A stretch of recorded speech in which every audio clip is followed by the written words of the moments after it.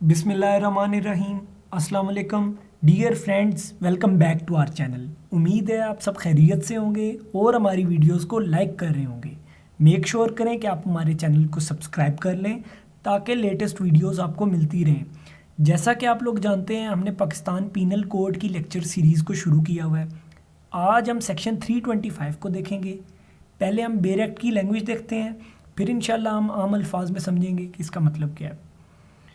Section 325 बताता है attempt to commit suicide, यानी कोई अगर कोशिश करता है ख़ुदकुशी करने की तो उसकी सज़ा क्या होगी, वो हमें इस सेक्शन में बताई गई है।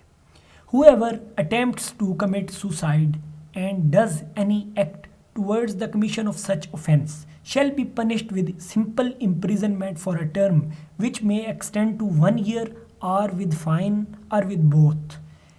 यानी कि अगर कोई बंदा ख़ुदकुशी करने के लिए कोशिश करता है या फिर कोई एक ऐसा फेल करता है जिसके ज़रिए वो ख़ुदकुशी करना चाहता हो, तो उसको सज़ा दी जाएगी simple imprisonment for a term which में एक्सटेंड टू 1 ईयर।